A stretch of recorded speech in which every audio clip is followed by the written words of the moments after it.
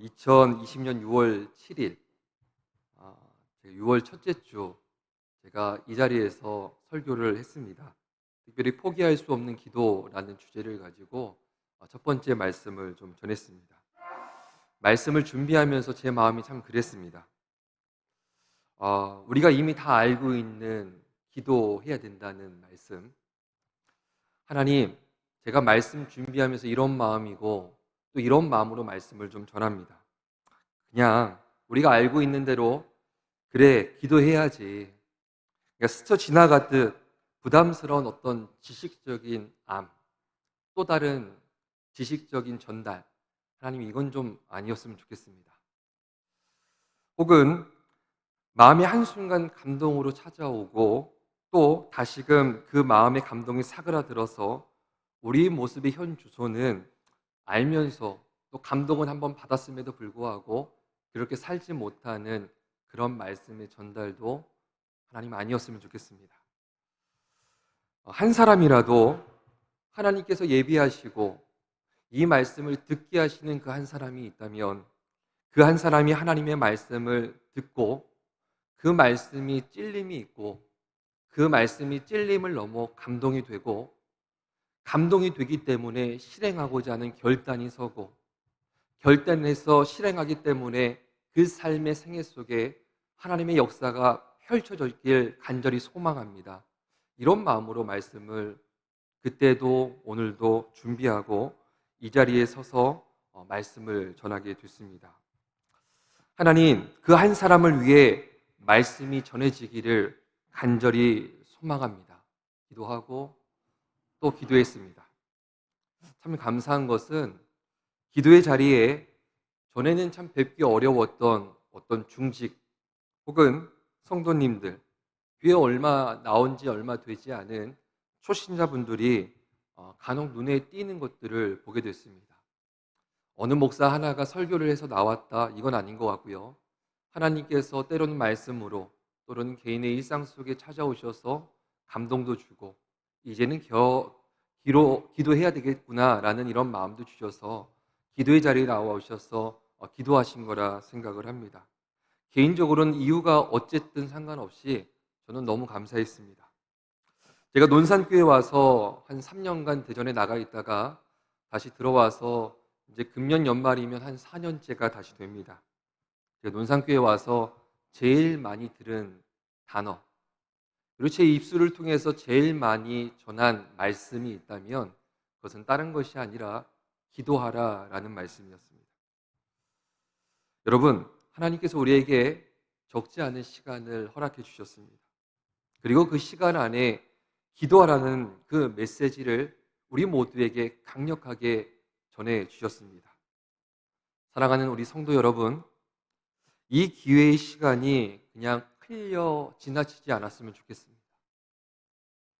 이 기회의 시간이 놓쳐지지 않기를 주님의 이름으로 축복합니다. 하나님께서 기도하고 있는 우리를 다 지켜보고 계십니다. 뿐만 아니라 기도하고 있는 그 한 사람을 주목해서 바라보고 계십니다. 사무총회 이후에 간혹 기도를 하시다가 기도를 쉬고 계신 분들도 계시고요. 또 어떤 분들은 더욱더 지속해서 힘써서 기도하고 계신 분들도 계신 것 같아요. 또 새롭게 결단해서 기도의 자리에 나와서 전에는 보이지 않았지만 기도하고 계신 분들도 계시고 그 기도라는 것이 나와 전혀 상관없다고 여기면서 기도하는 담을 쌓고 살고 계신 분들도 있을 거라고 생각을 합니다. 제가 6월 첫째 주 이런 말씀 한번 드렸어요. 여러분, 일주일에 단 한 번도 기도하지 않는 분들이 여러분 많다라고는 얘기할 수 없지만 적지는 않을 것입니다 라고 제가 한번 말씀드린 적이 있습니다. 제 개인적으로는 그렇게 생각을 합니다. 그렇다면 여러분에게 이런 질문 한번 드리고 싶어요. 그렇다면 나는 지금 어느 부류에 속해 있을까? 이런 질문 앞에 서서 스스로가 한번 답을 주고 그리고 하나님께서 내게 지금 세밀하게 무엇을 말씀하시는지를 들을 수 있는 그 영적 민첩성과 민감함이 우리 모두에게 오늘 예배드리면서 주님 앞에서 허락되어지면 참 좋겠습니다. 여러분, 설교 제목이 뭐였죠? 우리 한번 저를 따라서 합니다. 절대 포기할 수 없는 기도. 포기할 수 없는 기도. 여러분, 기도는요, 우리의 인생의 평생의 동반자가 되어져야 합니다. 우리 혼자 가는 게 아니죠. 함께 갈 때 많은 것들 동반해 가야 되겠지만, 기도는 주님이 우리를 부르시는 그날까지 일평생 동반해야 될 중요한 한 요소일 것입니다. 오늘은 포기할 수 없는 이 기도라는 제목으로 말씀을 전할 때에 세 가지 말씀만 좀 요약하고 집중해서 좀 전하려고 합니다. 첫 번째는 우리가 성경을 읽으면서 많은 하나님을 만나요. 그렇죠? 하나님은 어떤 분이신가? 나에게 누구이신가? 하나님은 말씀을 통해서 자신을 여러 모양으로, 여러 속성으로 또 자신은 어떤 분이신지를 잘 드러내서 나타내 보여주고 계십니다. 우리가 특별히 오늘 마태복음 7장 우리 7절부터 11절 말씀을 화면에 한번 띄워주실 텐데요. 같이 한번 읽어봤으면 좋겠습니다. 우리 함께 읽습니다. 구하라, 그리하면 너희에게 주실 것이요. 찾으라, 그리하면 찾아낼 것이요. 문을 두드리라, 그리하면 너희에게 열릴 것이니 구하는 이마다 받을 것이요. 찾는 이는 찾아낼 것이요. 두드리는 이에게는 열릴 것이니라. 너희 중에 누가 아들이 떡을 달라 하는데 돌을 주며 생선을 달라 하는데 뱀을 줄 사람이 있겠느냐? 너희가 악한 자라도 좋은 것으로 자식에게 줄 알거든. 하물며 하늘에 계신 너희 아버지께서 구하는 자에게 좋은 것으로 주시지 않겠느냐? 성경은 오늘 명확하게 말씀하고 있어요. 우리 하나님은 우리 아버지라고 말씀하십니다. 그 아버지 하나님은 우리에게 좋은 것을 주신다 말씀하십니다. 저를 한번 따라서 고백합시다. 우리 하나님은 좋은 것을 주시는 아버지 하나님이십니다. 우리 아버지 하나님, 우리 하나님은 아버지이시면서 그 아버지는 우리에게 날마다 좋은 것을 주신다는 것입니다. 어느 분이 아니죠. 적지 않게 들었으니까요. 많은 분들이 제게 이렇게 묻습니다. 목사님, 결혼한 지 벌써 1년 넘었는데 행복하세요? 이렇게 물어보세요. 그럼 제가 뭐라고 대답을 할까요? 한번 저를 따라서 합시다. 좋습니다. 제가 정말 그렇게 얘기해요. 너무 좋다. 물으면 주저하지 않고 행복하다고 말씀을 합니다. 저도 역시 누군가에게요, 결혼하기 전에 물었던 것 같아요. 결혼하니까 너무 좋아? 어때? 근데 제가 참 많이 물었는데 좋다는 얘기는 많이는 못 들어본 것 같아요. 못 듣진 않았습니다. 대부분 그 질문 앞에 머뭇거리고 혹은 답을 하지 못하는 경우를 종종 접하게 됩니다. 근데 또 적지 않은 사람이 그래도 결혼해야지, 좋아, 너도 한번 해봐, 또 이런 얘기들도 또 들려지잖아요. 그러면 기다렸다는 듯이 옆에서 누군가가 이렇게 얘기를 합니다. 아이고, 얘가 뭘 모르네. 덜 살아봐서 그래. 더 살아봐. 그게 좋은지. 제가요, 이 얘기를요, 만들어낸 게 아니고 굉장히 적지 않게 들었습니다. 교회에서도 들었어요. 결혼하기 전에 김영호 목사님께서 저와 아내 될 저희 아내 이렇게 불러서 선물을 하나 해주셨습니다. 다른 것이 아니라 책을 한 권 선물해 주셨어요. 근데 그 책이요, 선물의 의미를 넘어서서 독서 보고서를 동반하게 했습니다. 책을 다 읽고 반드시 독서 보고서를 써야 된다. 그리고 결혼식 일주일 전까지 메일로 보내라는 메시지였습니다. 그 책을 다 읽었습니다. 약속이나 뭔가 맡아진 일들이 그냥 책임감 없이 되어지는 것들을 개인적으로 그렇게 좋아하지 않아서 아내도 챙기고 저도 챙겨서 독서 보고서를 작성했습니다. 그리고 목사님께 그 파일을 전송을 했던 기억이 납니다. 그러니까 그 당시의 기억을 또 되짚어서 또 그 당시에 썼던 파일을 최근에 한번 열어볼 기회가 있었습니다. 그 안에는 이런 기도문이 좀 써 있었습니다. 제가 한번 읽어드리려고 한번 적어왔습니다. 한번 읽어드릴게요. 하나님을 앞두고 사랑하는 하나님 앞에 기도합니다. 하나님, 저는 주님의 은혜 없이는 아무것도 자신이 없습니다. 저는 한 사람의 마음을 얻을 자신도 없습니다. 저 혼자만 진실하고 정직하다고 되는 것이 아니기 때문입니다. 저는 배우자와 자녀, 그리고 누군가를 내 힘으로 바꿔갈 힘도 없습니다. 내 자신도 내 힘으로 변화시키기 어렵기 때문입니다. 하나님, 함께 꾸려가야 할 모든 여정 가운데 풍성한 은혜를 베풀어 주시길 소망합니다. 주님 안에서 새롭게 시작되어질 가정을 긍휼히 여겨주시길 소망합니다. 살다 보면 생기는 노하우와 달고 다른 요령으로 인생을 살아가는 것이 아니라 오직 아버지 하나님의 은혜로만 살아가도록 인도해 주시길 기도합니다. 너는 범사의 그를 인정하라. 그리하면 내 길을 지도하시리라. 하나님, 이 귀한 말씀 굳게 믿으며 주님 앞에 기도합니다. 주님을 우리 가정의 머리로 인정하며 기도합니다. 우리의 걸어갈 모든 여정을 주님께서 친히 지도해 주시고 이끌어 주시옵소서. 예수님의 이름으로 기도합니다. 아멘.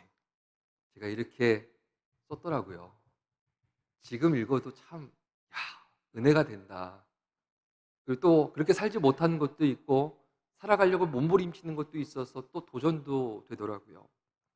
오랜 시간 기도하며 하나님께서 아내를 만나게 하셨고 가정을 이루게 됐습니다. 하나님께서 간섭하셔서 또 기도의 응답 가운데 만나게 해주신 그런 배우자여서 그런 것 같습니다. 하나님께서는요, 제가 구한 것보다 더 좋은 것을 많이 허락해 주셨습니다. 특별히 우리가 여기에는 대부분이 결혼하신 분들이 앉아 계신데 결혼 전에는 보이지 않는 것들이 있잖아요. 콩깍지도 쓰이고 또 실제적으로 피부를 맞대고 한 집 안에서 사는 게 아니니까 뭔가 포장하고 가리는 부분들이 참 많은 것 같습니다. 근데 결혼 후에 함께 살면서 그제서야 보이는 것들이 있어요. 결혼해서 함께 살지 않으면 볼 수 없었던 아내의 더 깊은 본연의 모습들이 결혼하면서 보이기 시작을 했습니다. 하나님 앞에 개인적으로 참 감사한 것은 저보다는 더 성숙한 것 같아요. 처음부터 모두 서로에게 그랬던 건 아니었던 것 같습니다. 함께 기도하고 하나님 아버지께 맡길 때에 하나님께서는 서로 하나님 찾아오셔서 조금씩 한 명 한 명을 만져가시기 시작을 했습니다. 그리고 어느 날이었어요. 아내와 함께 저녁을 먹고 티타임을 갖고 방에 있는데 갑자기 아내가 성경책을 들고 거실로 나가는 것입니다. 뿐만 아니라 때로 이제 전화 통화를 하다가 아내가 어떤 특정 시간만 되면 전화를 끊는 거예요. 제가 왜 그런지 궁금했습니다. 그래서 궁금해서 알아봤어요.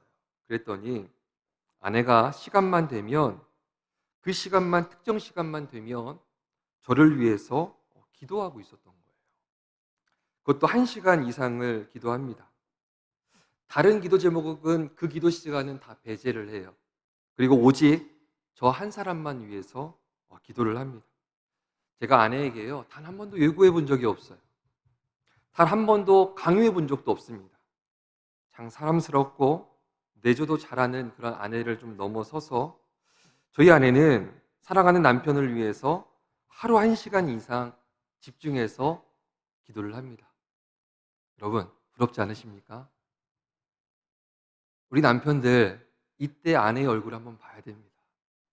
뭔가 무언에 여보 나도 기도해줘 이런 마음으로 한번 지그시 바라봐 줄 수 있으면 참 좋을 것 같아요. 참 내세울 거 없는 사람인데 참 늦은 나이에 결혼하고 돌아볼 때에 하나님의 손길이 미치지 않는 곳이 없고 제가 그토록 간구하고 소망했던 것 비교도 되지 않을 만큼 하나님께서 저에게 많은 것들을 기도 이상으로 허락해 주신 것 같습니다. 어느 분이 물어요. 목사님, 결혼하니까 행복하세요? 주저하지 않고 얘기합니다. 네. 결혼하니 너무 참 행복합니다. 저는 지금도 이렇게 얘기하고 있지만 앞으로도 그렇게 말하면서 살아가려고 합니다. 여러분, 그래야 더 많은 사람들이 천국 가족을 꿈꾸고 결혼하고자 하는 이 마음이 막 불같이 일어나지 않겠습니까? 그렇게 말하며 살아가기 위해서 저는 스스로 매 순간마다 결의와 다짐을 늘 다집니다. 어떤 마음이냐면 더욱 무단히 노력해야 되겠다라는 마음입니다. 무엇보다도 저는 그 수많은 것들을 노력해야 되겠지만 제가 마음속에 새기고 또 새기고 또 새기는 것은 무엇이냐면 포기하지 않고 기도해야 되겠다라는 것입니다. 여러분, 포기하지 않고 기도할 수 있는 그 은혜를 날마다 힘있고 살아가시기를 주님의 이름으로 축복합니다. 여러분, 이건 굉장히 큰 은혜예요. 내가 기도의 자리를 떠나지 않고 기도할 수 있는 것. 여러분, 우리 아버지 하나님은요, 우리가 기도할 때에 반드시 우리가 구한 것보다 더 좋은 것을 우리에게 베풀어 주시는 아버지 하나님이십니다. 여러분, 두 번째는요, 우리가 이런 질문들 많이 하지 않나요? 어떻게 기도해야 될까? 어떻게 기도하는 게 맞을까? 우리 마태복음 26장 39절 말씀, 우리 화면에 한번 띄워주실 텐데 우리 같이 한번 읽겠습니다. 조금 나아가사 땅에 대시고 엎드려 기도하여 이르시되 내 아버지여 만일 할만하시거든 이 잔을 내게서 지나가게 하옵소서. 그러나 나의 원대로 마옵시고 아버지의 원대로 하옵소서. 여러분, 기도 어떻게 해야 됩니까? 기도는 어디서 배워야 됩니까? 저를 한번 따라서 합시다. 기도는 기도로 배워야 합니다. 여러분, 기도는요, 어떤 특정한 자리에서 배우는 게 아니고요, 기도의 자리에서 우리가 기도해가면서 우리는 기도를 배우는 거예요. 기도할 때에 우리는 기도가 무엇인지 알고 기도를 어떻게 해야 될지 알게 되는 것입니다. 여러분, 어떻게 기도해야 됩니까? 우리는 기도할 때 이런 마음과 부담감들이 다 있을 거라 생각을 합니다. 어린아이의 기도가 아니라 부모의 마음을 깊이 헤아릴 수 있고 그 마음을 시원하게 해드릴 수 있는 기쁨이 되는 기도, 하나님의 뜻을 이루고 장성한 분량의 기도를 해야 된다는 이 부담감이 우리 모두에게 있지 않습니까? 저에게도 있습니다. 그럼 여기서 질문을 하나 던져보겠습니다. 여러분, 그 수준에 도달하지 못한 사람은 어떻게 해야 됩니까? 이 가운데는 그 수준에 도달하지 못한 분들이 적지 않을 거라 저는 생각을 합니다. 그럼 굉장히 부담스럽죠. 그럼 어떻게 해야 됩니까? 장성한 분량의 기도를 해야 되는데 알긴 아는데 그 기도가 재미가 없는 거예요. 그 기도가 힘든 거예요. 그 기도가 하고 싶지 않은 거예요. 내가 원하는 기도가 있는 거예요. 내가 하고 싶은 기도 제목이 따로 있는 거예요. 그 수준까지 역량이 되지 못하는데 여러분, 의무와 책임을 다해서 우리가 기도할 수 있겠습니까? 제가 6월 첫째 주에 이렇게 말씀드렸어요. 기도는요, 재밌어야 지속할 수 있다고 말씀을 드렸어요. 기도가요, 재미없으면 이것만큼 힘든 게 없는 거예요. 여러분, 교회에 정말 기도하시는 20%의 정말 뭔가 다르신 분들, 이분들을 대상으로 오늘 지금 말씀을 전하는 게 아니에요. 그렇지 못한 대다수의 보편적인 사람들을 향해서 오늘 말씀을 전하고자 하는 것입니다. 여러분, 의무와 책임으로 기도가 되어지던가요? 20%의 기도하는 사람들은 이게 되어집니다.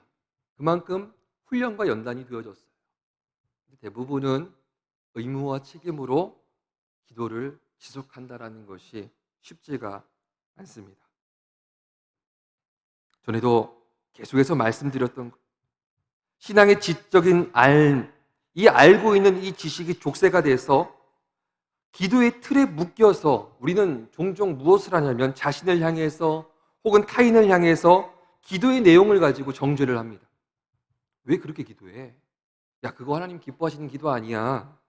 또 그런 얘기들을 들으며 어떠한 마음을 갖습니까? 주눅든 채 살아가게 됩니다. 그리고 최종적으로 이런 결정을 하게 되는 거예요. 어차피 기도 어렵지, 힘들지, 나하고 어울리지 않아, 나랑 상관없어. 그러니까 어떤 결정을 합니까? 아예 기도하지 않기로 결정을 하는 거예요. 기도 안 하면 되니까. 이런 사람들에게 꼭 필요한 과정이 있다라는 거예요. 기도의 한 사람으로 우리가 세워져서 살아가기 위해, 일평생을 이렇게 살아가기 위해 우리가 반드시 밟아야 되는 단계가 있다라는 것입니다. 이것이 없으면 일평생 기도하지 않고 살다가 우리의 생을 마감할 수도 있다라는 거예요. 내가 하나님 앞에 서서 기도할 때에 깊이 있는 기도를 하지 못한다고, 때로는 아니란 기도를 드린다고, 혹은 스스로 느낄 때에, 이게 제일 크겠죠? 스스로가 얌체 같은 거예요. 딴 때는 안 찼다가 얌체같이 복만 구하는 기복주의적인 이 기도를 할 때, 여러분 이럴 때 있지 않습니까? 이런 마음이 들 때 있지 않습니까? 스스로 혹은 주변의 타인이 이런 상황 속에서 절대 정죄하시면 안 된다라는 거예요. 틀렸다라고 얘기하시면 안 된다라는, 그러지 말고 이렇게 기도해라 라고 하시면 안 된다라는 거예요. 여러분, 기도는요, 책을 펴고 배우는 것이 아닙니다. 따라서 한 번 더 고백합시다. 기도는 기도로 배우는 것입니다. 여러분, 중요한 것은 내가 기도의 자리에 있는가, 이게 중요한 거예요. 내가 그 기도의 자리에서 기도하고 있는가, 이게 중요하다라는 거예요. 여러분, 기도의 자리에서 어떤 기도 제목이면 어떻습니까? 여러분, 기복주의, 우리가 복을 구하는 그런 기도하면 좀 안 됩니까? 하나님께 기도의 제목과 이 방향을 우리가 우리 마음대로 정해서 기도할 때에, 하나님 복 주세요, 이것 좀 해결해 주세요, 이 문제 좀 어떻게 처리해 주세요, 이런 기도하면 안 됩니까? 여러분, 기도의 자리에서 때론 우리가요, 기복주의적인 이런 기도의 제목들을 가지고 기도해도 하나님께서 그 기도의 자리에서 우리의 기도의 제목과 방향을 바꿔가시는 거예요. 어느 순간 하나님을 쫓아 따르는 성숙한, 성장된 자신의 모습을 돌아볼 수 있게 되게 돼 있습니다. 왜 그렇습니까? 기도하는 순간, 어느 그 순간 우리 마음에 하나님을 신뢰하는 마음이 확 부어지기 때문에 그래요. 여러분, 기도할 때 제일 중요한 것은 내가 기도의 자리에 있는가? 기복주의라 하더라도 나는 지금 기도하고 있는가? 그것이 속되다 할지라도 지속해서 기도의 자리에 머물러서 낙타 무릎처럼 꿇어서 엎드려서 나는 기도하고 있는 사람인가? 라는 것입니다. 조금 전에 마태복음을 읽었어요. 예수님께서 십자가를 지시기 전에 마지막으로 겟세마네 동산에 올라가셔서 기도하셨던 장면이 담겨져 있습니다. 무엇을 기도하셨습니까? 놀라운 것은, 아버지, 제가 십자가 잘 지게 해주세요, 이런 기도가 먼저 나오지 않았어요. 이렇게 기도하셨죠. 아버지, 피할 수만 있다면 피하게 해주세요. 여러분, 이 기도만 딱 잘라서 봤을 때에 이것이 하나님의 영광을 구하는 기도다, 성숙된 기도다 라고 말하기 쉽지는 않을 것 같습니다. 그렇다면 예수님께서 그 겟세마네 동산에서 기도했던 그 기도의 내용을 딱 잘라가지고 성경에 지금 담아놓고 있는데, 이 기도가 1분 사이에 지나간 기도가 아니라는 거예요. 우리가 딱 읽었을 때는 3초면 읽습니다. 그렇죠? 그러나 이 기도의 시간은 1분 정도의 시간 속에 기도하다가 한 구절로, 아버지, 나의 이 잔을 지나가게 해주세요, 그렇지만 나의 원대로 마시고 아버지의 원대로 해주세요, 이걸 붙여서 한 기도가 아니라는 거예요. 중요한 것은 겟세마네 동산에서 예수님께서 아버지께 드렸던 그 기도는요, 정작 3시간 동안 했던 기도입니다. 기도 중에 기도했던 거죠. 되게 두려운 거죠. 육신을 힘입고 있기 때문에. 하나님, 두렵습니다. 아버지, 피할 수 있다면 이 잔을 그냥 비껴갈 수 있도록 저에게 은혜 내려주세요, 이런 기도를 하고 있었던 거죠. 원하는 간구를 드리던 중에 하나님의 마음이 어느 순간 예수님께 확 부어집니다. 그리고 그 마음에 확신이 생깁니다. 그리고 예수님의 기도 제목이 바뀌었던 거예요. 아버지 하나님, 제 원대로 마시고 아버지의 원대로 해주세요. 우리가 기도의 자리에서 기도하면 하나님은 자연스럽게 우리의 기도를 바꿔가세요. 문제는 고차원적인 기도를 내가 할 수 있는가 없는가, 이건 하나도 중요하지 않아요. 기도를 하는지 여부가 가장 중요하다는 거예요. 여러분, 기도는 왜 해야 되고, 기도는 무엇이고, 기도의 방법이 어떠한지, 이건 중요하지 않습니다. 중요한 것은 내가 현재 기도하고 있는 사람인가, 이게 중요한 거예요. 기도하는 자리에서 기도하면 하나님께서 우리에게 기도하는 방법을 가르쳐 주십니다. 우리의 기도가 주님의 선한 뜻을 이루어 드릴 수 있는 귀한 도구로 쓰일 수 있도록 우리를 이끌어 주시는 거예요. 그렇게 기도하면서 기도의 자리에서 우리는 기도로 배워가는 것입니다. 여러분, 주저하지 마세요. 어렵게 생각하지 마세요. 스스로 정죄하지도 말고 남의 기도를 듣고 판단하지도 마십시오. 우리가 어떠한 모양, 어떠한 모습이면 어떻습니까? 기도하는 게 중요합니다. 꾸준히 기도하다 보면 하나님께서 그 간구했던 기도에 응답해 주실 뿐만 아니라 정말 주님께서 기뻐하시고 주님의 선한 뜻이 내 인생 가운데 그대로 임하고 누려지고 성취되어질 수 있도록 우리의 기도 제목을 바꾸시고 그 기도 제목을 성취해 가시는 분이 우리 아버지 하나님이시고, 그 아버지 하나님은 지금도 우리에게 좋은 것을 주시기 위해서 준비하고 계신 줄 믿으시길 바랍니다. 여러분, 마지막 세 번째는요, 우리 창세기 20장 17절 그리고 18장 23절 32절 말씀 한번 띄워주실 텐데요, 우리 같이 한번 읽어볼게요. 읽겠습니다.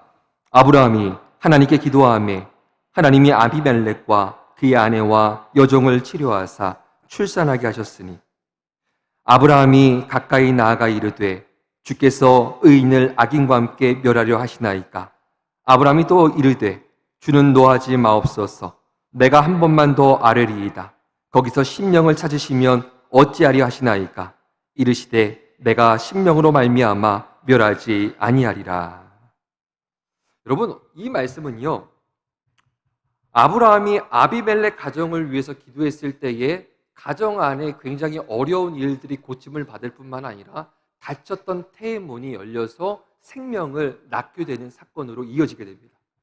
또 이어서 읽었던 18장 말씀은요, 아브라함이 소돔과 고모라에서 살고 있었던 롯을 위해서 기도하고 있는 내용이 담겨져 있습니다.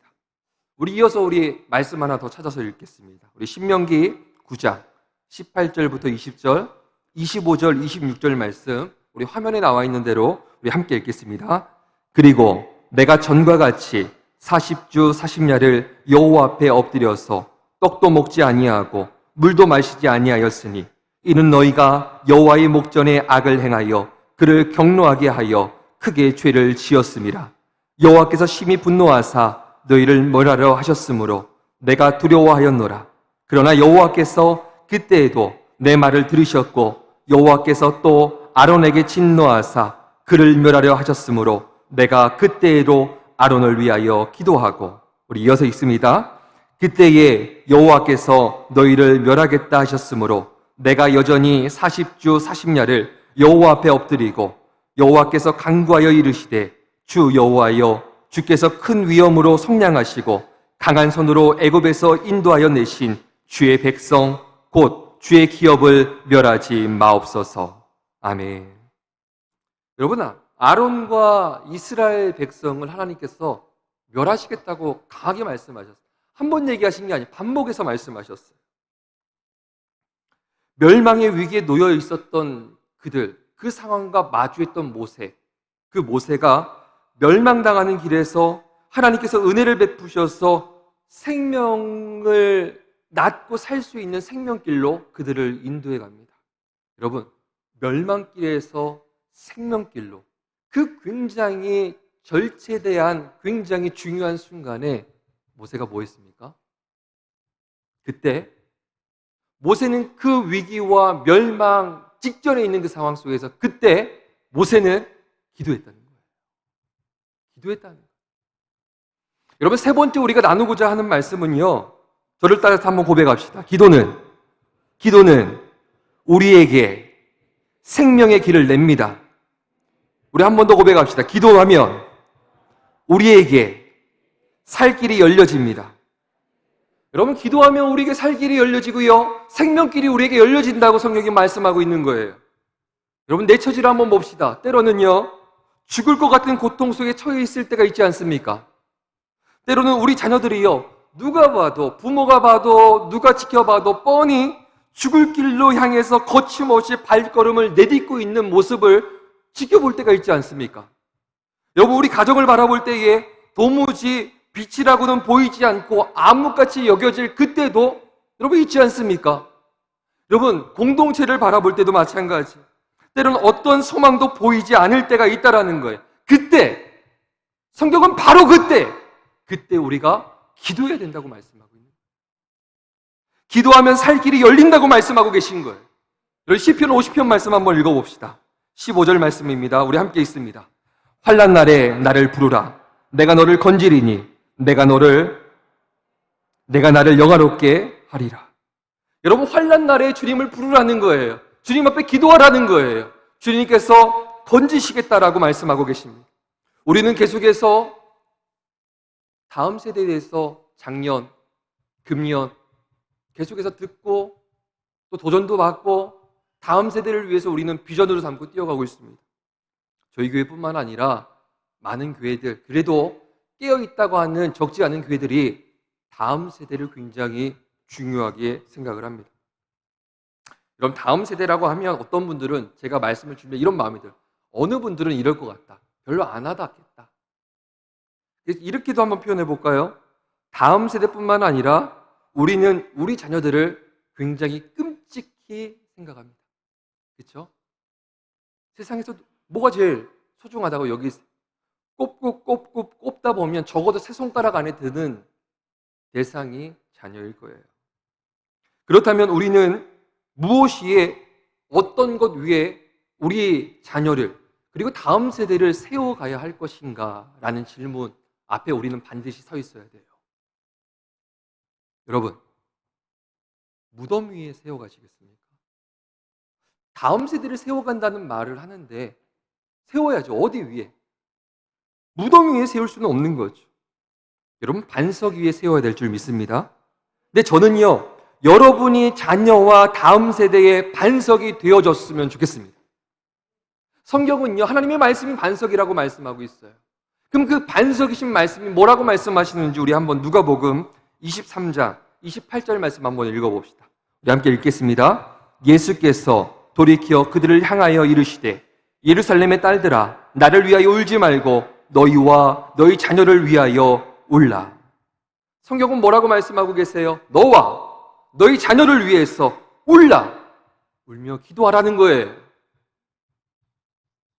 여러분, 내가 나와 내 자녀를 위해서 울며 기도하면 내 삶 자체가 우리 자녀와 다음 세대의 반석이 되어질 수 있습니다. 여러분, 자녀들과 다음 세대를 위한 많은 세미나들이 곳곳마다 열려집니다. 수많은 자리에 수많은 사람들이 다른 세미나는 잘 모이지 않는데 자녀 혹은 다음 세대라는 타이틀을 딱 걸어놓으면 교회에서도 잘 보이지 않던 부모들도 나와요. 근데 중요한 것은 뭐죠? 그렇게 나오신 분들이 좀채 기도의 자리에는 보이지 않는다라는 거예요. 기도하는 자리에도 자녀와 다음 세대를 위해서 눈물로 기도하는 사람들이 간혹 있습니다. 그래서 성경을 보면 간혹 있는데 더 찾아보기 어려운 대상이 있어요.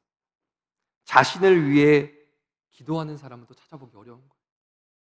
세미나도 오고 자녀들을 위한 기도에도 와서 자녀들 생각하면 눈물 나는데 성경은 너와 너희 자녀를 위해서 울라고 했는데 자신을 위해서는 울며 기도하지 못하는 거예요. 현재 내가 기도하지 못하고 하나님의 은혜를 경험하지 못한 무덤인데 하나님 앞에 우리가 무덤 같은 내 인생 위에 어떻게 자녀와 다음 세대를 어떻게 세워갈 수 있겠습니까? 다음 세대는 허공 위에 세워지는 것이 아닙니다. 다음 세대는 이 시대를 살아가고 있는 우리 세대 위에 세워지는 것입니다. 안일하게 생각할 부분이 아니라는 거예요. 막연하게 생각할 부분도 아니라는 것입니다.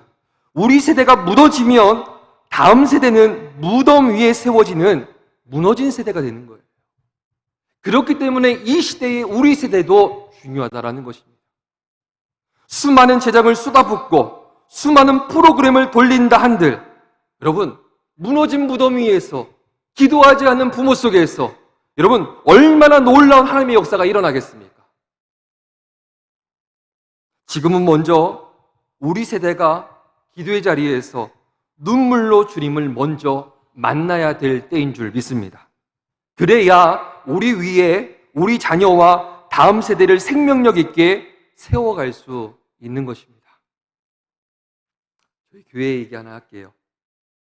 저희 교회에 한 아이가 있어요. 초등학생 아이입니다. 굉장히 저학년 아이예요. 어느 날 그 아이의 어머니에게 누군가 이렇게 권하게 됩니다. 경쟁률이 너무 높아가지고 잘 지원할 수 없는데 TO가 나온 거예요. 자리가. 그래서 아이를 생각했을 때에 학습하고 체험하는데 굉장히 좋은 기회가 주어져서 이 아이의 어머니에게 제시가 됐던 거예요. 그래서 이 아이의 어머니가 자초지경을 상세하게 설명을 합니다. 그리고 아이에게 너 동참할래? 한번 해볼래? 라고 한번 물었던 거죠. 근데 이 아이가 이내 이렇게 대답을 합니다. 엄마, 기도해 볼게요. 야, 제가요 정말 거짓말 안 봤대요. 그 얘기를 듣는 그 자리에서 이야, 이야, 감탄이 나오는 거예요. 근데 제가 그 얘기를 한두 번 들은 게 아니에요. 기도해 볼게요. 그 아이가. 작은 일 하나까지도 기도하고 결정할게요. 이거잖아요. 여러분, 우리 교회 아이예요. 옆교회 아이가 아니고요. 중장교회 아이가 아니고요. 논산 성결교회 여러분의 자녀 다음 세대 아이 중에 한 명입니다. 그 아이가 아빠의 친구로부터 또 이어서 할머니로부터 적지 않은 용돈을 받아요. 그 금액이 아이가 봤을 때 몇십만 원이었으니까 작지 않은 금액입니다. 적지 않은 돈. 본인도 쓰고 싶은 마음이 얼마나 많이 들겠어요. 근데 이 아이가 기도하다가 엄마에게 갑니다. 그리고 엄마에게 이렇게 얘기해. 엄마, 해외 선교 갈 때 써. 라고 전해줬다고 합니다. 이야, 여러분 자부심이 있죠? 와, 논산교회 성도란 자부심. 이런 게 우리의 자부심이 되네. 이야, 우리 교회 아이는 다르네. 우리 자녀는 다르네. 우리 다음 세대는 다르네. 근데 제가 여기서 끝나지 않아요. 그 아이의 말이요. 그리고 다음과 같이 이야기를 어머니에게 건넵니다. 근데 엄마, 11조는 떼야 돼. 제가 많이 웃으면서 감동받으면서 되게 감사하면서 굉장히 행복했습니다. 기도하는 아이는 이래요. 우리 교육부서의 수준이 낮지 않구나. 낮지 않구나. 여러분, 모든 자녀가 다음 세대 모두가 교회에 나온다고 해서 모두 다 이렇게 살아갑니까? 그건 아닐 거예요. 부모가 세워져야 확률적으로 그런 아이가 세워질 가능성이 훨씬 더 높아집니다. 때로는 우리가 공급하지 못하는 게 있잖아요. 미안한 것들이 있죠. 그거 좀 공급 못 해주면 어떻습니까? 좋은 옷, 좋은 학교, 좋은 학용품. 그들이 원하는 많은 것들 공급해주지 못할 때가 있어요. 하지만 우리가 하나님 앞에 서서 아이를 위하여 기도하고 하나님 앞에 든든히 서 있기만 하면 우리가 하나님 앞에 서 있는 그 삶 자체는요, 우리 아이의 영적인 든든한 울타리를 만들어 줄 거예요. 우리 아이는 그 울타리 안에서 굉장히 성숙하게 세워지게 되어 있습니다. 교회가, 가정이, 그리고 부모가 모두 함께 기도하는 영적인 분위기가 형성이 되어져야 됩니다. 그래야 우리 아이가 하나님을 의지하는 아이로 세워질 수 있는 거예요. 제가 청소년 사역을 할 때 어느 교수님 한 분을 굉장히 초청하고 싶었어요. 그래서 저희가 행사도에서 그분을 모시기 위해서 한 100만 원의 수익금을 마련을 했습니다. 근데 그때는 제가 좀 어렸던 것 같아요. 20대 후반이었던 것 같은데 조금 더 판을 키웠어야 되는데 그냥 청소년들만 생각을 했던 거예요. 그래서 그 당시 이제 모여 있는 게 뭐 한 100에서 뭐 다른 교회 끌어와도 한 150명 정도. 그러다 보니까 이분이 조금 유명하신 분이셔서 저희가 몇 번이나 메일도 보내고 연락도 했는데 고사를 하시더라고요. 너무 안타까웠어요. 근데 저는 이분의 이 세미나나 이 메시지가 굉장히 도전될 때가 많았어요. 특히 이분은 자녀 양육에 관련된 자녀들에 대한 메시지를 굉장히 잘 전해주시는 분이었습니다. 근데 이분이 목사님이 되셨어요. 교수님이자 목사님인 이 분께서 어느 강의 중에 뭔가 메시지를 전하는 중에 전달했던 그 메시지가 제 가슴을 확 휘어잡아서 여러분과 함께 나누고자 제가 한번 써서 왔습니다. 제가 한번 읽어드릴게요. 은혜의 법으로 자녀를 키우십시오. 자기의 의, 자기의 노력으로, 자기의 힘으로 자녀를 키우면 자녀는 교만해집니다. 우리는 열심히 해라, 노력해라, 1등 해라, 높은 자리로 가라고 아이들을 키웠습니다. 이것은 성경이 아닙니다. 우리는 아이들을 교만하게 키웠습니다. 그래서 자녀들은 잘했을 때는 교만해졌고 못했을 때는 무너질 수밖에 없었습니다. 왜냐하면 못했기 때문에, 자격이 없기 때문입니다. 우리가 정말 복음을 안다면, 우리가 진정 은혜를 안다면 아이를 은혜의 법으로 키워야 합니다. 은혜의 법으로 키운다는 것은 어려서부터 하나님을 의지하며 살도록 키우는 것입니다. 뛰는 놈 위에 나는 놈이 있다. 나는 놈 위에 비행기 타는 놈이 있다. 그런데 여러분, 자녀가 자기 노력으로 사는 것, 자기 머리로 사는 것, 아무리 뛰어도 자기 힘으로 사는 것, 하나님이 그 아이를 도와주시고 하나님이 그 아이에게 은혜를 베풀어 주시고 그 아이가 철저하게 겸손해서 하나님을 의지하는 자녀로 살아가는 것, 그래서 하나님의 은혜를 매일매일 받고 사는 자녀를 이 세상에 그 어떤 노력을 하는 자녀들이 따라갈 수 있는 사람이 어디 있겠습니까? 성경에는 누누이 말씀하십니다. 겸손한 자는 영예를 얻고 재물을 얻고 생명을 얻고 존귀를 얻고 세상도 그를 인정한다고 했습니다. 겸손한 자가 세상을 얻습니다. 이것은 성경의 원리입니다. 여러분 자녀를 겸손하게 키우십시오. 지금 공부를 못한다고 그것이 문제가 아닙니다. 그 아이가 하나님을 의지하는 자녀라면, 하나님의 은혜를 매일 붙잡고 사는 자녀라면 그 아이는 반드시 영예를 얻고 명예를 얻고 때로는 재물도 얻고 하나님이 그 아이에게 복을 주시기 시작하시면 감당할 수 없는 것입니다. 하나님이 너를 도와주시도록 늘 하나님 손 붙잡고 가라. 너희 지능 의지하지 마라. 너희 재능 의지하지 마라. 너희 손을 의지하지 마라. 하나님 붙들고 살아가야 돼. 여러분, 이런 자녀들이 세상을 이기는 자녀라는 것입니다. 사랑하는 성도 여러분, 하나님을 의지하는 자녀라는 것은 바로 하나님께 기도하는 자녀입니다.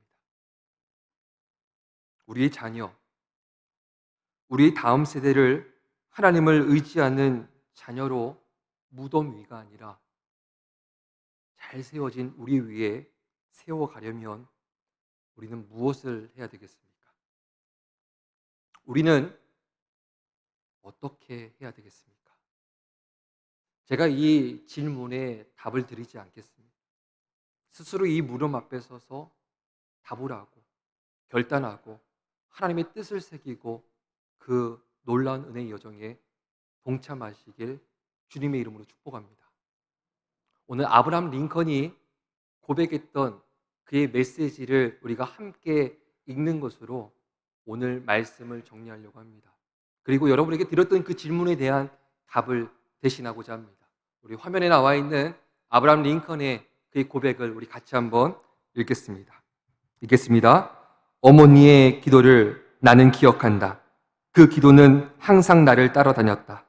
내 평생 동안 그 기도는 나에게 꼭 매달려 떨어지지 않았다.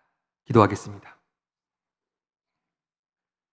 아버지 하나님, 좋은 것을 주시는 아버지 하나님, 연약한 종이 기도할 때에 은혜 베풀어 주옵소서. 하나님, 때로는 어떻게 기도해야 될지 잘 모르겠습니다. 제가 구하고 싶은 것이 참 많은데 너무 속되고 부끄럽고 염치가 없어서 더 이상 기도드리기도 죄송할 때가 많이 있습니다. 부족한 종이 말씀을 의지해서 부족한 모습 그대로 주님 앞에 나아가 기도할 때에 기도의 자리에서 가르쳐 주시옵소서. 온전하고 기쁨이 넘치는 기도를 배우게 하여 주옵소서. 무엇보다 기도는 살기를 내는 거룩하고 복된 통로인 것을 믿습니다.